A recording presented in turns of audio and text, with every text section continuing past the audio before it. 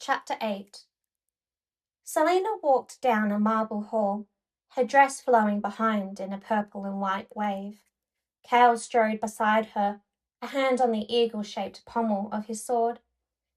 Is there anything interesting down this hall? What else would you care to see? We've already seen all three gardens, the ballrooms, the historical rooms, and the nicest views offered from the stone castle. If you refuse to go into the glass castle, there's nothing else to see. She crossed her arms. She'd managed to convince him to give her a tour under the pretense of extreme boredom, when in fact she used every moment to plot a dozen escape routes from her room. The castle was old, and most of its halls and stairwells went nowhere. Escaping would require some thought, but with the competition beginning tomorrow, what else did she have to do? And what better way to prepare for potential disaster? I don't understand why you refuse to enter the glass edition, he went on. There's no difference between the interiors. You wouldn't even know you're inside it unless someone told you or you looked out the window. Only an idiot would walk in a house made of glass. It's as sturdy as steel and stone. Yes, until someone a bit too heavy enters and it comes crashing down. That's impossible. The thought of standing on floors made of glass made her queasy. Is there no menagerie or library that we could see? They passed by a set of closed doors. The sounds of lilting speech reached them, along with the gentle strumming of a harp. What's in there? The Queen's court. He grabbed her arm and pulled her down the hall. Queen Georgina? Didn't he have any idea what information he was giving away? Perhaps he honestly thought she wasn't a threat. She hid her scowl. Yes, Queen Georgina Haviliard. Is the young prince at home? Holland? He's at school. And is he as handsome as his older brother? Selena smoked as Cale tensed. It was well known that the 10-year-old prince was rotten and spoilt, inside and out, and she remembered the scandal that had erupted a few months before her capture. Holland Haviliard, upon finding his porridge burnt, had beaten one of his servants so badly that there was no possibility of it being concealed. The woman's family had been paid off, and the young prince shipped to school in the mountains. Of course everyone knew. Queen Georgina had refused to hold court for a month. Holland will go into his lineage, Cale grumbled. There was a bounce to her steps as Selena walked on, the court fading away behind them. They were silent for a few minutes before an explosion sounded nearby, then another. What is that awful noise? Selena said. The captain led her through a set of glass doors and pointed up as they entered into a garden. The clock tower, he said, his bronze eyes shining with amusement, as the clock finished its war cry. She'd never heard bells like that. From the garden sprouted a tower made of inky black stone. 2 gargoyles, wings spread for flight, perched on each of the 4 clock faces, soundlessly roaring at those beneath. What a horrible thing, she whispered. The numbers were like wall paint on the white face of the clock, the hands like swords as they slashed across the pearly surface. As a child, I wouldn't go near it, Cale admitted. You'd see something like this before the gates of Word, not in a garden. How old is it? The king had it built around Dorian's birth. This king? Cale nodded. Why would he build such a wretched thing? Come on, he said, turning as he ignored her question. Let's go. Selena examined the clock for a second more. The thick clawed finger of a gargoyle pointed at her. She could have sworn that its jaws had widened. As she made to follow Cale, she noticed a tile on the paved pathway. What's this? He stopped. What's what? She pointed at the mark engraved on the slate. It was a circle with a vertical line through the middle that extended beyond the circumference. Both ends of the lines were hooked, one directing downward, the other up. What is this mark on the path here? He walked around until he stood behind her. I have no idea. Selena examined the gargoyle again. He's pointing at it. What does the symbol mean? It means you're wasting my time, he said. It's probably some sort of decorative sundial. Are there other marks? If you looked, I'm sure you would find them. She allowed herself to be dragged from the garden, away from the shadow of the clock tower and into the marble halls of the castle. Try as she might, and walk as far as they did, she couldn't shake the feeling that those bulging eyes were still upon her. They continued past the kitchen quarters, which were a mess of shouting, clouds of flour, and surging fires. Once beyond, they entered a long hallway, empty and silent save for their footsteps. Selena suddenly halted. "What," she breathed, "is that?" She pointed at the 20-foot oak doors, her eyes widening at the dragons that grew out of either side of the stone wall. Four-legged dragons, not vicious bipedal wyverns like those on the royal seal. The library, the two words were like a shot of lightning. She looked at the claw-shaped iron handles. May we go in?" The captain of the guard opened the doors reluctantly, the strong muscles of his back shifting as he pushed hard against the worn oak. Compared to the sunlit hallway, the interior that stretched beyond them seemed formidably dark. But as she stepped inside, candelabras came into view, along with black and white marble floors, large mahogany tables with red velvet chairs, a slumbering fire, mezzanines, bridges, ladders, railings, and then books. Books and books and books. She entered a city made entirely of leather and paper. Selena put her hand against her heart. Escape routes be damned. I've never seen... How many volumes are there? Cale shrugged. The last time anyone bothered to count, it was 1,000,000, but that was 200 years ago. I'd say maybe more than that, especially given the legends that a second library lies deep beneath in the catacombs and tunnels. Over 1,000,000? 1,000,000 books? Her heart leapt and danced, and she cracked a smile. I'd die before I even got through half of that. You like to read? She raised an eyebrow. Don't you? Not waiting for an answer, she moved farther into the library, the train of her gown sweeping across the floor. She neared a shelf and looked at the titles. She recognized none of them. Grinning, she whirled and moved through the main floor, running a hand across the dusty books. I didn't know assassins liked to read, Cale called. If she were to die now, it would be in complete bliss. You said you were from Terrason. Did you ever visit the Great Library of Orinth?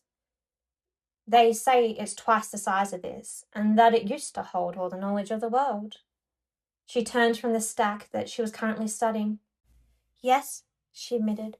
When I was very young, though they wouldn't let me explore, the master scholars were too afraid I'd ruin some valuable manuscript.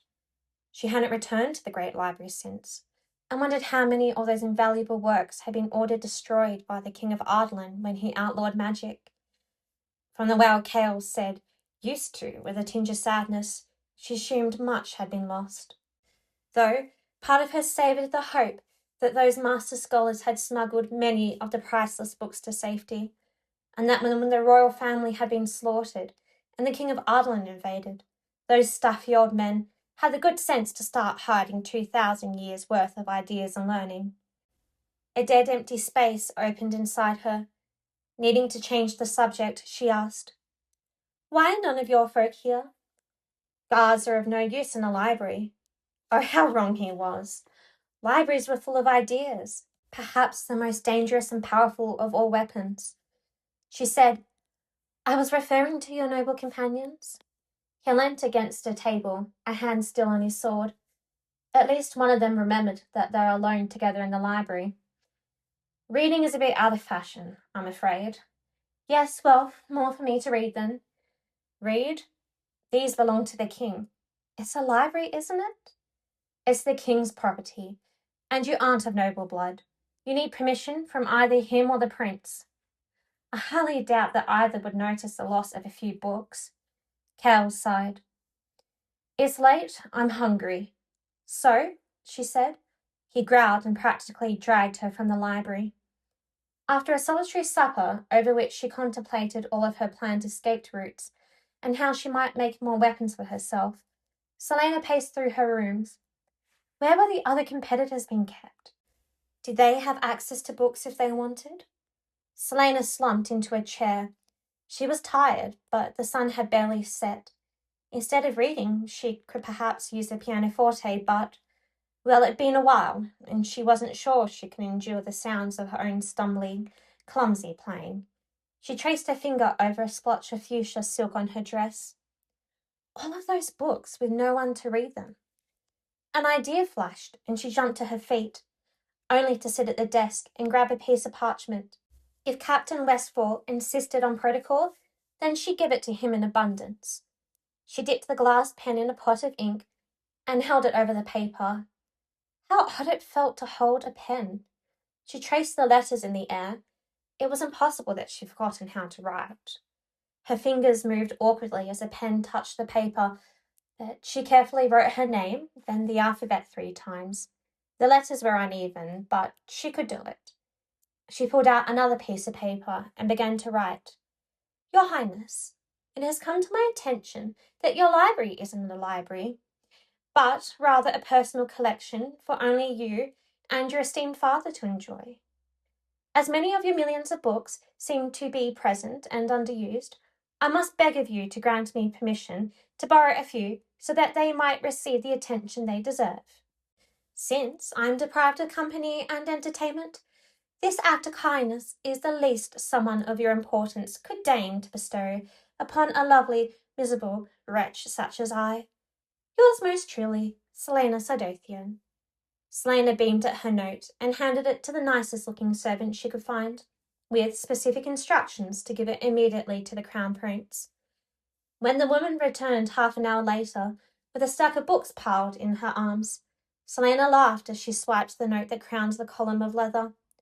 My most true assassin. Enclosed are 7 books from my personal library that I have recently read and enjoyed immensely. You are, of course, free to read as many of the books in the castle library as you wish, but I command you read these first, so that we might discuss them. I promise they are not dull, for I am not one inclined to sit through pages of nonsense and bloated speech, though perhaps you enjoy works and authors who think highly of themselves. Most affectionately, Dorian Hevilliard. Selena laughed again and took the books from the woman's arms, thanking her for her trouble. She walked into her bedroom, shutting the door with a backward kick, and dropped onto the bed, scattering the books across the crimson surface. She didn't recognize any of the titles, though one author was familiar. Choosing the book that seemed most interesting, Selena flipped onto her back and began to read. Selena awoke the next morning to the wretched booming of the clock tower. Half asleep, she counted the chimes. Noon. She sat up. Where was Cale? And more importantly, what about the competition? Wasn't it supposed to start today? She leapt from bed and stalked through her chambers, half expecting to find him sitting in a chair, a hand upon his sword. He wasn't there. She popped her head into the hallway, but the 4 guards only reached for their weapons. She paced onto the balcony, the crossbows of the 5 guards beneath clicking into position, and put her hands on her hips as she surveyed the autumn day. The trees in the garden were golden brown, half of the leaves already dead on the earth. Yet the day was so warm it could have passed for summer.